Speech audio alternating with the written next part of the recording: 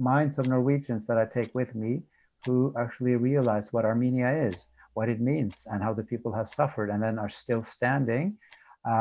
It is amazing every time I take people.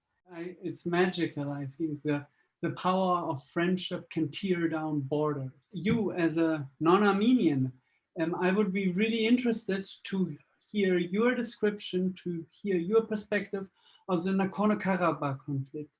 Why did we come to where we are today? Okay.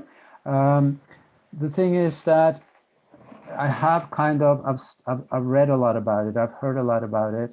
I've tried to put it into perspective, and it's not that there is no reason for me being biased on the Nagorno-Karabakh conflict. I mean, I'm not Armenian. I love Armenia, but if Armenia has done something wrong, I would also correct that wrong and say to Armenians, this is not right, what you're doing. But I can't see anything in that conflict that actually gives Armenians, that should give any Armenians any disadvantage as compared to the Azerbaijanis.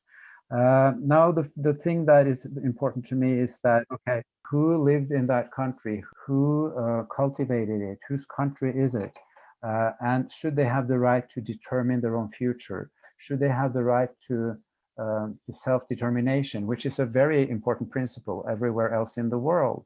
Now, look at Cyprus, where Turkey went in 1974.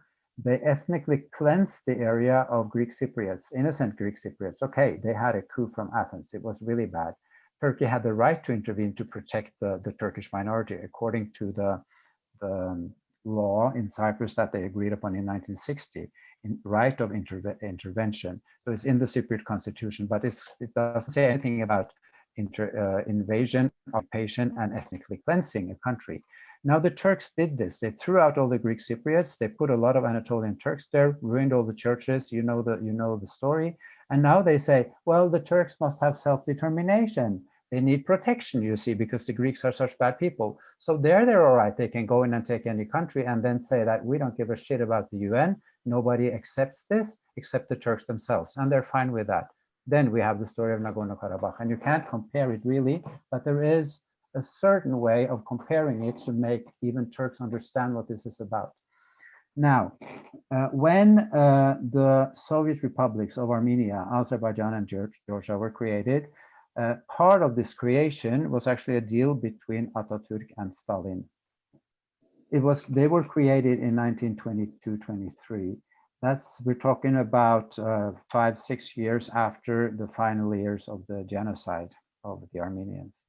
Now, to put Armenian people under the sovereignty or under the rule of a Turkic state with Azerbaijanis, brother people of actually the people, 1.5 million were killed or annihilated in a genocide, and then to say to the Artsakhians, who are Armenians, you are going to live with the brothers of these Turks who did this, and they deny the genocide. The Azerbaijanis have denied the genocide all the way. Like if you look in Turkey, 9% of the Turks, you ask in Turkey, if they would recognize the Armenian genocide, they would say yes. So that means 91% of the asked Turks, they still will deny. In Azerbaijan, 100% deny the genocide. So it's even worse. Now, they were given, their area was given to Azerbaijan for no other reason than to please Atatürk, to make concessions to Atatürk so that, well, they could get some part of Stalin could get a part of Turkey to Georgia, Batumi, so that he had an important seaport. But the thing is that he compromised Armenian land, both Artsakh and Nakhichevan. We must remember also Nakhichevan is ancient Armenian land with lots of churches, actually where Armenians believe they come from. Haik, great grandson of Noah, settled there, and it's connected to Ararat. Lots of legends, lots of things have happened there. Both these areas were given to Azerbaijan for no other reason than to please Atatürk. There was no majority of Azerbaijanis in that area, certainly not in Artsakh, where 97% of the population was Armenian, but still Stalin chose to do it. And in Nakhichevan, rightly, 40% were of Armenian origin, but there was no Turkic majority because there were Yazidis, there were Kurds, that was a mixed group of people. And it wasn't logical because Armenia would split the Republic of Azerbaijan in two. So why would Stalin want to do this?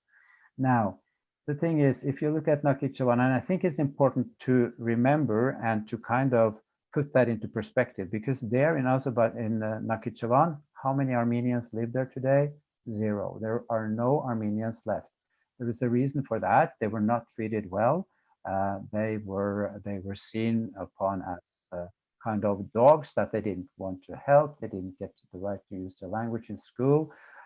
So they were really oppressed by the Azeri government, and it wasn't given the status of an oblast. It was just given the status of an integrated part of Azerbaijan. So actually these people had no rights. They either were thrown out or they left. And after they left, or even while they were staying, everything Armenian was demolished. All the churches, all the monasteries, all julfa, all the khachkars, which were like thousands, everything demolished. So now if you go to Nakhchivan, you will see nothing, no traces of anything Armenian, and people getting hysterical if you ask about it. So is there any reason to believe that if Armenian troops leave Artsakh, say that, okay, Armenians can live here? Is there anybody who would believe this? It's strange, I mean, that the Azeris think so, but that has been kind of a bargaining chip. They're saying they will get autonomy within the borders of Azerbaijan. And everybody knows that this is a lie, and no Armenian would even dare live there if the Azerbaijanis took over and became the country in which Artsakh was integrated.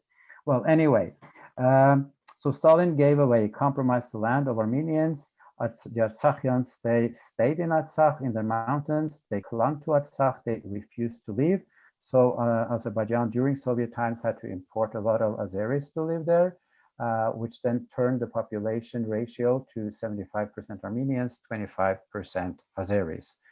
Well, fine, they kind of lived together in kind of harmony, but Armenians, of course, were denied a lot of jobs because I think there was this tale about a shoe factory that was established in Nagorno-Karabakh, and nobody there got jobs except for Azeri Turks and new Azeri Turks being imported to the area, people who didn't even want to live there, but they were forced to. So time goes on, and Armenians are still not happy about the situation. They don't really want to live under Azeri rule. They didn't have the best schools. They didn't get to practice their language in schools. I mean, it was oppression.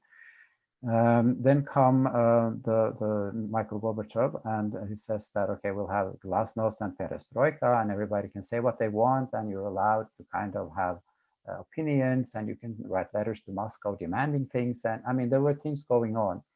So the Artsakhians, Armenians in Artsakh, wrote the letters to Gorbachev and asked, could we please be a part of Armenia, or could we even be our own republic, or could we be anything but a part of Azerbaijan? And of course, Gorbachev didn't have much feeling for Armenia. He probably didn't know very much about where it was even.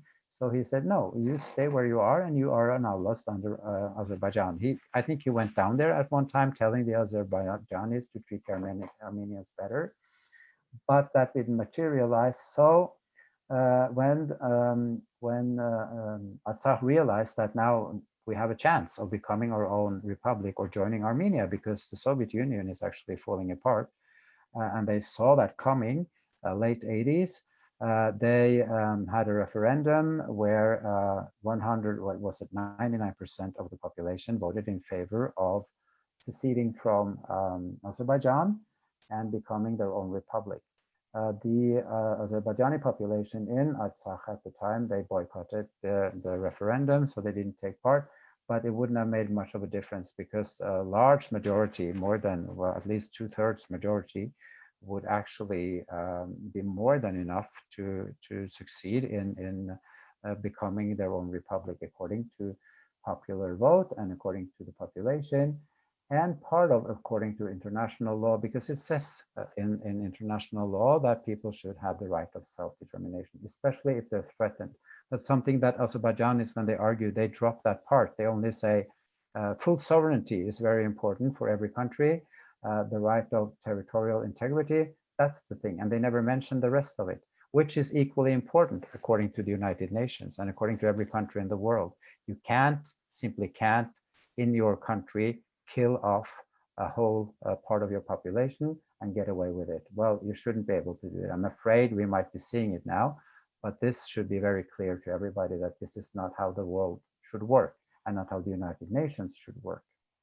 So my perspective further on is that at the time when the referendum was held and the result was clear, the mob started pogroms against anything Armenian, any Armenians who had nothing to do with Artsakh whatsoever. They might have had their sympathies with Artsakh, but people living their normal lives in Baku, in Kirovbad, in Sumgait, in other villages, they were attacked by mob, not by the military, not by the police, not even by the state, probably not, but they were just attacked by mob, by crazy Azerbaijanis going into their homes, cutting their heads off, cutting their ears off, forcing them.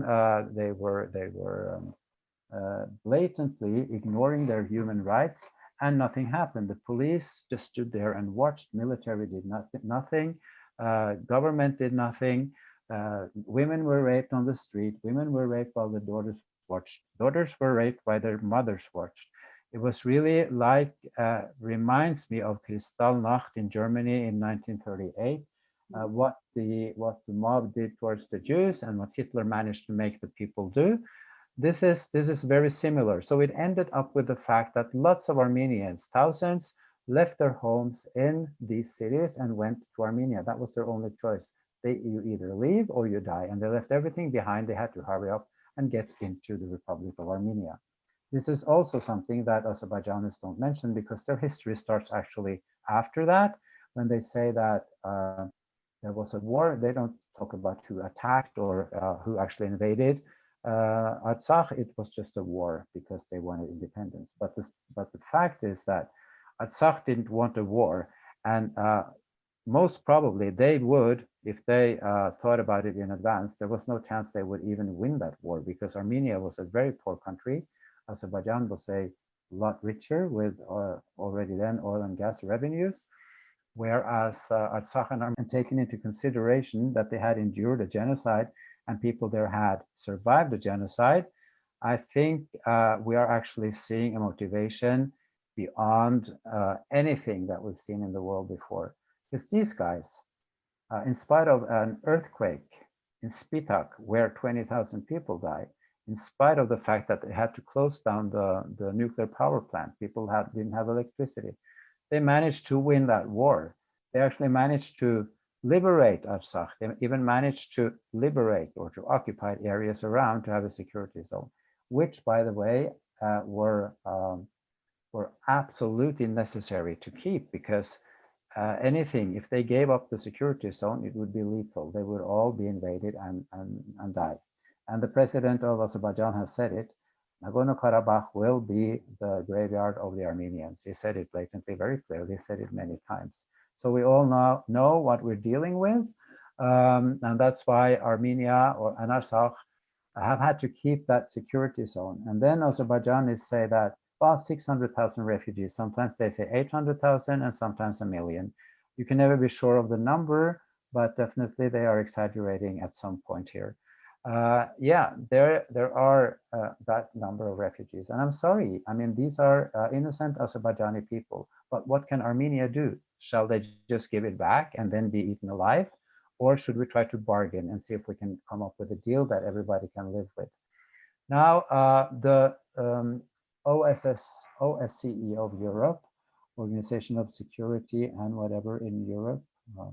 They had meetings, lots of meetings, where they talk about how are we going to solve this. So France is involved, Russia is involved, United States is involved, Azerbaijan and Armenia. The people actually involved, the Artsakhians, are not allowed to meet. And that's because both Aliyevs have said that's forbidden. They cannot come here, and they have no right to say anything. So Armenia is then their voice. And they've had a lot of conferences, and they've tried to find solutions. Now, both Aliyevs came to these meetings and to these conferences with one agenda, and that was to tell Armenia, give up the occupied lands around Artsakh, give up Artsakh, and let us have the whole thing, and we will give the Armenians autonomy, but we can never give them independence. And so they have, Armenians say that's not possible, that's not going to happen. So there we are, because Armenia can't give in, and it would be impossible to do it. I totally agree with every Armenian government that has actually said that we cannot give this up, because we know that the Armenian population will be eradicated, annihilated. There will be a second genocide. Because I know the way that Azerbaijanis, how they talk about Armenians. One thing is what Hitler said about the Jews, and how Germans and Poles and Europeans, how they talked about the Jews before the Second World War. This is exactly the same thing. What Aliyev actually officially says about Armenians is really racist. It's really, really bad. He doesn't even allow people with an Armenian name into his country. So if my great grandmother was Armenian and I lived in the States and my name was Kacharyan, and I went to Azerbaijan and I had no idea, actually a long time ago since I even was Armenian, I wouldn't be allowed entrance into that country. So that says something. I wonder if Germany, if they had done the same thing, if they said that there was no genocide of the Jews and we don't allow people with Jewish names into Germany, Europe would have a fit. It would be impossible. But Azerbaijan, they're allowed to do that, and we don't react. It's been going on for years, and everybody in Europe is sitting still. Oh, that is how you do it. Okay, fine. You have oil, gas, we can buy it. It's money involved. So Azerbaijan, we have to look at both sides of the coin. So it's been very, very difficult for Armenians. There have been snipers. There have been incidents at the border that they've held in Artsakh. And as I said, I feel sorry for the Azerbaijani refugees. I also feel very sorry for the Nakhchivan Armenian refugees, the refugees from Baku, Sumgait, Kirovbad, all the refugees, but only these 600,000 Azerbaijanis are usually mentioned, and they should have the right to come home. I say, fine, come home, but then we open up Nakhchivan for 200,000 Armenians. We open up Baku and everywhere where there lived Armenians in Azerbaijan. And everybody knows that these are illusions. It's not going to happen. So when one part who actually lost that war comes to the negotiating table claiming that he wants everything back, it's not realistic. And it's very understandable that Armenia says no. Now, the main and the principal argument of Azerbaijan is, anytime you meet them, is that the United Nations condemned the invasion and the occupation of Artsakh by Armenian forces, and Armenians have to give it back because the United Nations had 4 resolutions saying so, and 3 actually in 1993, and then 1 in 2008. I try to explain to people, because when Azerbaijanis throw these resolutions in your face, you think they're right. You think, oh yeah, okay, so the United Nations, they don't support Armenia in this case, they support Azerbaijan. And then that means that all the countries in the world support Azerbaijan, and no country supports Armenia except Armenia itself. But this is dead wrong, because I read through all these resolutions, and the 3 of them in 1993 actually saying that they should lay down the weapons, that there should be no more violence, Armenia should withdraw from the occupied territories, and then mentioned by name. It never says withdraw from Nagorno-Karabakh, and they should meet at the negotiating table and find a solution that is viable for both people. That's what the United Nations want. They do not want to give away Artsakh to Azerbaijan. Okay, it's part of Azerbaijan's territorial integrity for now, because it's very difficult for the world to kind of give the right of way for any nation who wants to become independent. You have to look at Abkhazia, South Ossetia, Transnistria, all of this, especially after the fall of the Soviet Union. Many countries just decided that none of these will ever become independent because we'll have too many countries. So when I talk about this to my students at the university, and they laugh a lot at this, and it's a funny thing, but I would like to present it here, because I say, if all these countries were to become independent, there would be no more room for Eurovision Song Contest. We wouldn't be able to do it in 1 week. We would need 3 weeks to have the Eurovision Song Contest, because they would all like to participate. And so they understand that way, that too many countries, too many small countries is not a viable solution. But in this case, where people are subject to genocide, and where people have been oppressed for so many years, there should be an automatic right to claim independence in order to get rid of the people who oppress you. They did it in East Timor, in Indonesia. That country became independent because they were oppressed, because there were mobs taking them, churches were burned. Kosovo, same thing.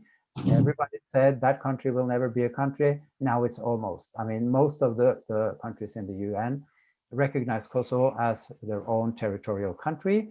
And that's the way probably, I think, and I'm very serious about this, this is the only way to go for Artsakh.